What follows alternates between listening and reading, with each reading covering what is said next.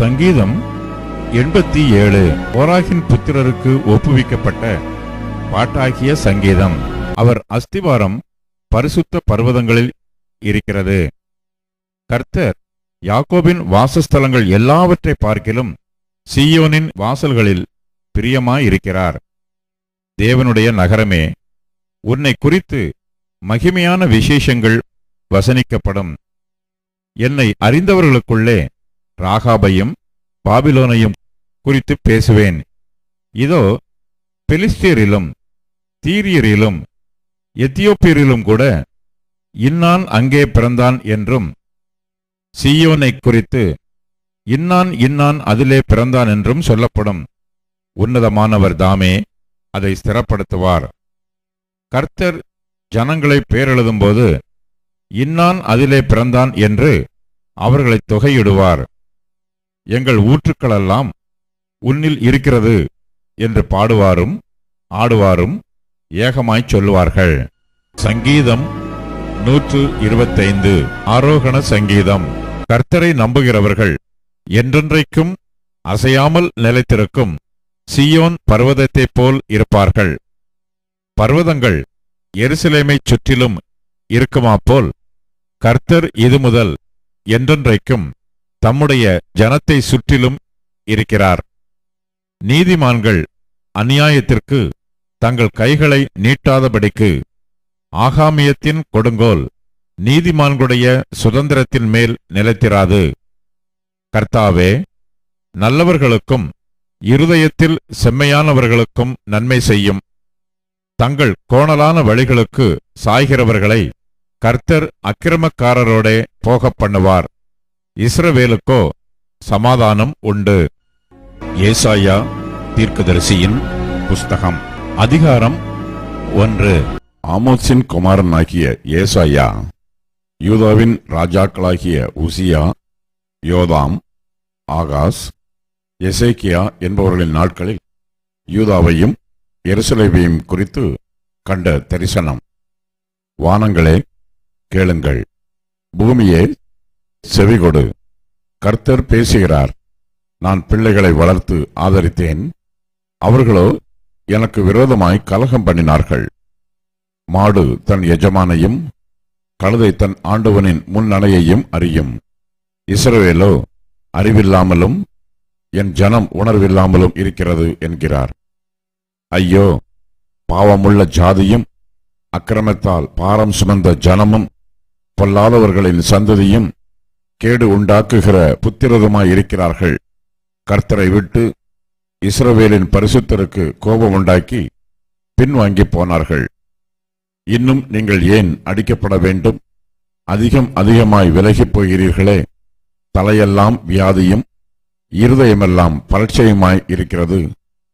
உள்ளங்கால் தொடங்கி உச்சந்தலை மட்டும் அதிலே சுகமே இல்லை.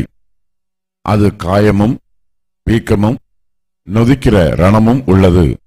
அது சீழ் பிதிக்கப்படாமலும் கட்டப்படாமலும் எண்ணெயினால் ஆற்றப்படாமலும் இருக்கிறது. உங்கள் தேசம் பாழாயிருக்கிறது. உங்கள் பட்டணங்கள் அக்கினியினால் சுட்டெரிக்கப்பட்டது. உங்கள் நாட்டை அந்நியர் உங்கள் கண்களுக்கு முன்பாக பட்சிக்கிறார்கள். அது அந்நியரால் கவிழ்க்கப்பட்ட பாழ்தேசம் போல் இருக்கிறது. சீயோன் குமாரத்தி திராட்சத் தோட்டத்திலுள்ள ஒரு குச்சு போலவும் வெள்ளரி தோட்டத்திலுள்ள ஒரு குடிசை போலவும் முற்றுகை போடப்பட்ட ஒரு பட்டணம் போலவும் மேய்ந்திருக்கிறாள். சேனைகளின் கர்த்தர் நமக்கு கொஞ்சம் மீதியை வைக்காதிருந்தாரானால் நாம் சோதோமை போலாகி கொமோராவுக்கு ஒத்திருப்போம். சோதோமின் அதிபதிகளே, கர்த்தருடைய வார்த்தைகளை கேளுங்கள். கொமோராவின் ஜனமே, நமது தேவனுடைய வேதத்துக்கு செவி கொடுங்கள். உங்கள் பலிகளின் திரள் எனக்கு என்னத்துக்கு என்று கர்த்தர் சொல்லுகிறார். ஆட்டுக்கடாக்களின் தகன பலிகளும் கொழுத்த மிருகங்களின் நினமும் எனக்கு அரோசிகமாயிருக்கிறது. காளைகள், ஆட்டுக்குட்டிகள், கடாக்களுடைய இரத்தத்தின் மேல் எனக்கு பிரியமில்லை. நீங்கள் என் சந்நிதியில் வரும்போது என் பிரகாரங்களை இப்படி மிதிக்க வேண்டும் என்று உங்களிடத்தில் கேட்டது யார்? இனி வீண் காணிக்கைகளை கொண்டு வர வேண்டாம். தூபம் காட்டுதல் எனக்கு அருவருப்பாயிருக்கிறது. நீங்கள் அக்கிரமத்தோടെ ஆசரிக்கிற மாத பிறப்பையும் ஓய்வு நாளையும் சபை கூட்டத்தையும் நான் இனி சகிக்க மாட்டேன். உங்கள் மாத பிறப்புகளையும் உங்கள் பண்டிகைகளையும் என் ஆத்மா வெறுக்கிறது. அவைகள் எனக்கு வருத்தமாயிருக்கிறது. அவைகளை சுமந்து இளைத்துப் போனேன். நீங்கள் உங்கள் கைகளை விரித்தாலும் என் கண்களை உங்களை விட்டு மறைக்கிறேன். நீங்கள் மிகுதியாய் ஜெபம் பண்ணினாலும் கேளேன். உங்கள் கைகள் இரத்தத்தினால் நிறைந்திருக்கிறது. உங்களை கழுவி சுத்திகரியுங்கள். உங்கள் கிரியைகளின் பொல்லாப்பை என் கண்களுக்கு மறைவாக அகற்றிவிட்டு தீமை செய்தலை விட்டு ஓயுங்கள். நன்மை செய்ய படியுங்கள். நியாயத்தை தேடுங்கள். ஒடுக்கப்பட்டவனை ஆதரித்து திக்கற்ற பிள்ளையின் நியாயத்தையும் விதவையின் வழக்கையும் விசாரியுங்கள். வழக்காடுவோம் வாருங்கள் என்று கர்த்தர் சொல்லுகிறார். உங்கள் பாவங்கள் சிவேரென்று இருந்தாலும் உறைந்த மலையைப் போல் வெண்மையாகும். அவைகள் இரத்தாம்பர சிவப்பாய் இருந்தாலும் பஞ்சைப் போல் ஆகும். நீங்கள் மனம் பொருந்தி செவி கொடுத்தால் தேசத்தின் நன்மையை புசிப்பீர்கள். மாட்டோம் என்று எதிர்த்து நிற்பீர்களாயில் பட்டயத்துக்கு இரையாவீர்கள். கர்த்தரின் வாய் இதைச் சொல்லிற்று. உண்மையுள்ள நகரம் எப்படி வேசியாய் போயிற்று. அது நியாயத்தால் நிறைந்திருந்தது. நீதி அதில் குடிகொண்டிருந்தது. இப்பொழுதோ அதன் குடிகள் கொலை பாதகர். உன் வெள்ளி களிம்பாயிற்று. உன் திராட்சரசம் தண்ணீர் கலப்பானது. உன் பிரபுக்கள் முரடரும் திருடரின் தோழருமாயிருக்கிறார்கள். அவர்களில் ஒவ்வொருவனும் பரிதானத்தை விரும்பி கைக்கூலியை நாடித் திரிகிறான். திக்கற்ற பிள்ளையின் நியாயத்தை விசாரியார்கள். விதவையின் வழக்கு அவர்களிடத்தில் ஏறுகிறதில்லை. ஆகையால் சேனைகளின் கர்த்தரும் இஸ்ரவேலின் வல்லவருமாகிய ஆண்டவர் சொல்லுகிறதாவது, ஓஹோ, நான் என் சத்துருக்களில் கோபம் ஆறி என் பகைஞருக்கு நீதியை சரிக்கட்டுவேன். நான் என் கையை உன்னிடமாய் திருப்பி உன் களிம்பு நீங்க உன்னை சுத்தமாய் புடமிட்டு உன் ஈயத்தையெல்லாம் நீக்குவேன். உன் நியாயாதிபதிகளை முன்னிருந்தது போலவும் உன் ஆலோசனைக்காரரை ஆதியில் இருந்தது போலவும் திரும்ப கட்டளையிடுவேன். பின்பு நீ நீதிபுரம் என்றும் சத்திய நகரம் என்றும் பெயர் பெறுவாய். சீயோன் நியாயத்தினாலும் அதிலே திரும்பி வருகிறவர்கள் நீதியினாலும் மீட்கப்படுவார்கள். துரோகிகளும் பாவிகளுமோ ஏகமாய் நொறுங்குண்டு போவார்கள். கர்த்தரை விட்டு விலகுகிறவர்கள் நிர்மூலமாவார்கள். நீங்கள் விரும்பின கர்வாலி மரங்களின் நிமித்தம் வெட்கப்படுவீர்கள். நீங்கள் தெரிந்து கொண்ட தோப்புகளின் நிமித்தம் நாணமடைவீர்கள். இலை உதிர்ந்த கல்வாரி மரத்தைப் போலவும் தண்ணீர் இல்லாத தோப்பைப் போலவும் இருப்பீர்கள். பராக்கிரமசாலி சணற்கூலமும் அவன் கிரியை அக்கினி பொரியுமாகி இரண்டும் அவிப்பார் இல்லாமல் ஏகமாய் வெந்துபோம் என்று சொல்லுகிறார். ஏசாயா தீர்க்கதரிசியின் புஸ்தகம் அதிகாரம் 2. ஆமோத்சின் குமாரனாகிய ஏசாயா யூதாவையும் எருசலேமையும் குறித்து கண்ட தரிசனம். கடைசி நாட்களில் கர்த்தருடைய ஆலயமாகிய பர்வதம் பர்வதங்களின் கொடுமுடியில் ஸ்தாபிக்கப்பட்டு மலைகளுக்கு மேலாய் உயர்த்தப்படும். எல்லா ஜாதிகளும் அதற்கு ஓடி வருவார்கள். திரளான ஜனங்கள் புறப்பட்டு வந்து, நாம் கர்த்தரின் பர்வதத்துக்கும் யாக்கோபின் தேவனுடைய ஆலயத்துக்கும் போவோம் வாருங்கள். அவர் தமது வழிகளை நமக்கு போதிப்பார். நாம் அவர் பாதைகளில் நடப்போம் என்பார்கள். ஏனெனில் சீயோனிலிருந்து வேதமும் எருசலேமிலிருந்து கர்த்தரின் வசனமும் வெளிப்படும். அவர் ஜாதிகளுக்குள் நியாயம் தீர்த்து திரளான ஜனங்களை கடிந்து கொள்வார். அப்பொழுது அவர்கள் தங்கள் பட்டயங்களை மண்வெட்டிகளாகவும் தங்கள் ஈட்டிகளை அரிவாள்களாகவும் அடிப்பார்கள். ஜாதிக்கு விரோதமாய் ஜாதி பட்டயம் எடுப்பதில்லை. இனி அவர்கள் யுத்தத்தை கற்பதுமில்லை. யாக்கோபின் வம்சத்தாரே, கர்த்தரின் வெளிச்சத்திலே நடப்போம் வாருங்கள். யாக்கோபின் வம்சத்தாராகிய உம்முடைய ஜனத்தை கை நெகிழ்ந்தீர். அவர்கள் கீழ்த்திசையாரின் போதகத்தால் நிறைந்து பெலிஸ்தரைப் போல் நாள் பார்க்கிறவர்களாயிருந்து அந்நிய புத்திரர் மேல் பிரியப்படுகிறார்களே. அவர்கள் தேசம் வெள்ளியினாலும் பொன்னினாலும் நிறைந்திருக்கிறது. அவர்கள் பொக்கிஷங்களுக்கு முடிவில்லை. அவர்கள் தேசம் குதிரைகளாலும் நிறைந்திருக்கிறது. அவர்கள் ரதங்களுக்கும் முடிவில்லை. அவர்கள் தேசம் விக்கிரகங்களாலும் நிறைந்திருக்கிறது. தங்கள் கைகளின் கிரியையையும் தங்கள் விரல்கள் உண்டு பண்ணினதையும் பணிந்து கொள்ளுகிறார்கள். சிறியவனும் குறிகிறான், பெரியவனும் பணிகிறான். ஆகையால் அவர்களுக்கு மன்னியாதிருப்பீர்.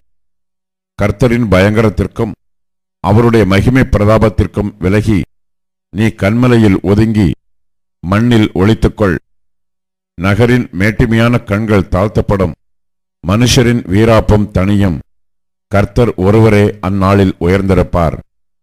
எல்லாம் தாழ்த்தப்படும் பொருட்டு சேனைகளுடைய கர்த்தரின் நாளானது பெருமையும் மேட்டிமையுமானவை எல்லாவற்றின் மேலும் உயர்ந்தவை எல்லாவற்றின் மேலும் லீபனோனிலுள்ள உயரமும் ஓங்கலுமான எல்லா கேதுருக்களின் மேலும் பாசானிலுள்ள எல்லா கர்வாலி மரங்களின் மேலும் உன்னதமான எல்லா பர்வதங்களின் மேலும் உயரமான எல்லா மலைகளின் மேலும் உயர்ந்த எல்லா கோபுரத்தின் மேலும் அரணான எல்லா மதிலின் மேலும் தர்ஷீஷின் கப்பல்கள் எல்லாவற்றின் மேலும் எல்லா சித்திர வினோதங்களின் மேலும் வரும்.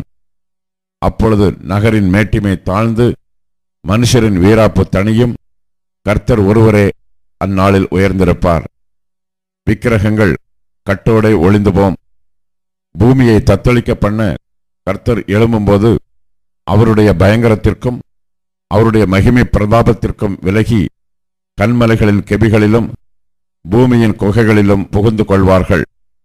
பூமியை தத்தளிக்க பண்ண கர்த்தர் எழும்பும் அந்நாளிலே அவருடைய பயங்கரத்திற்கும் அவருடைய மகிமை பிரதாபத்திற்கும் விலகி கன்மலைகளின் வெடிப்புகளிலும் குன்றுகளின் சந்துகளிலும் புகுந்து கொள்ளும்படிக்கு மனுஷன் பணிந்து கொள்ள தனக்கு உண்டாக்கி இருந்த தன் வெள்ளி விக்கிரகங்களையும் தன் பொன் விக்கிரகங்களையும் மூஞ்சூர்களுக்கும் துறிஞ்சில்களுக்கும் எரிந்து விடுவான். நாசியிலே சுவாசமுள்ள மனுஷனை நம்புவதை விட்டுவிடுங்கள். எண்ணப்படுவதற்கு அவன் எம்மாத்திரம்.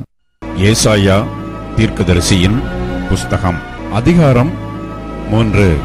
இதோ சேனைகளின் கர்த்தராகிய ஆண்டவர் எருசலேமில் இருந்தும் யூதாவிலிருந்தும் சகலவிதமான ஆதரவுகளாகிய அப்பம் என்கிற எல்லா ஆதரவையும் தண்ணீர் என்கிற எல்லா ஆதரவையும் பராக்கிரமசாலியையும் யுத்த வீரனையும் நியாயாதிபதியையும் தீர்க்கதரிசியையும் சாஸ்திரியையும் மூப்பனையும் 50 பேருக்கு அதிபதியையும் கனம் பொருந்தினவனையும் ஆலோசனைக்காரனையும் தொழில்களில் சாமர்த்தியமுள்ளவனையும் சாதுரியனையும் விலக்குவார்.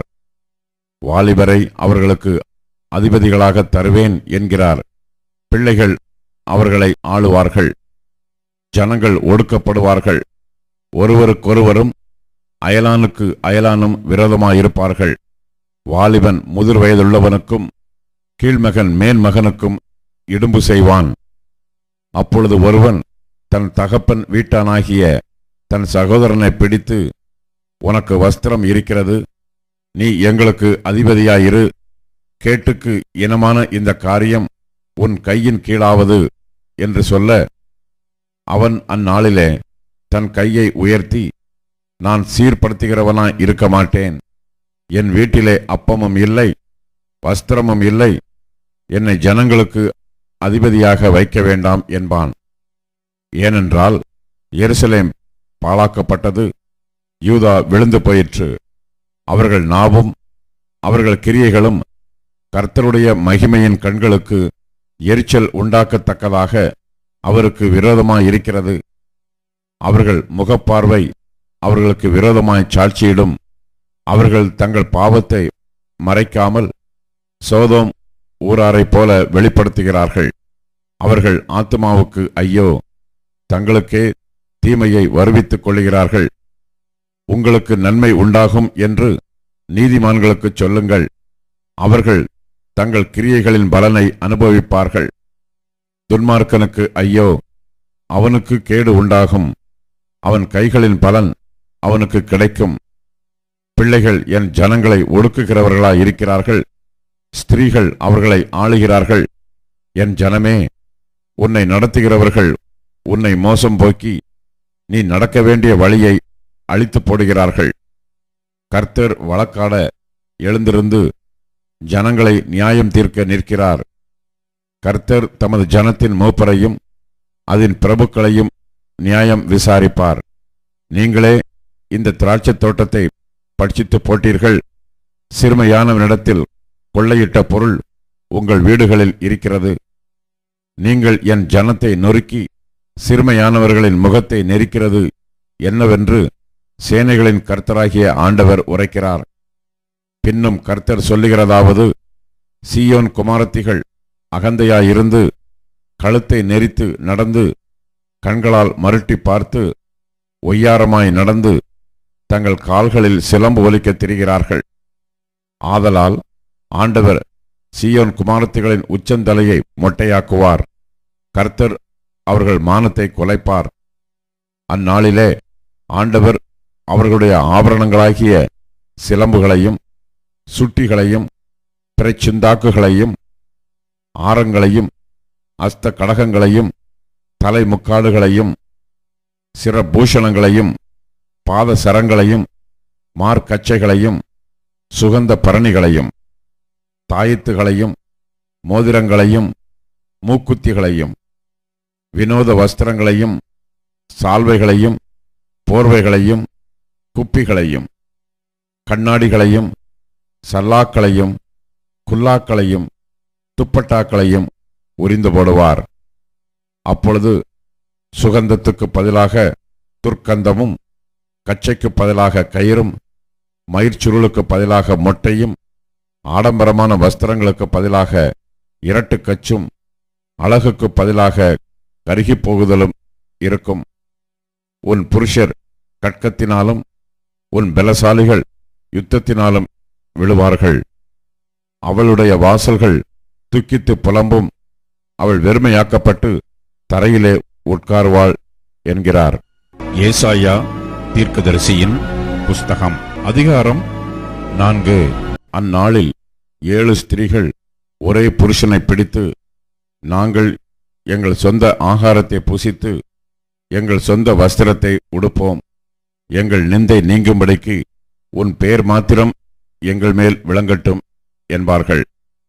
இஸ்ரவேலில் தப்பினவர்களுக்கு அந்நாளிலே கர்த்தரின் கிளை அலங்காரமும் மகிமையுமாயிருக்கும். பூமியின் கனி அவர்களுக்கு சிறப்பும் அலங்காரமுமாயிருக்கும்.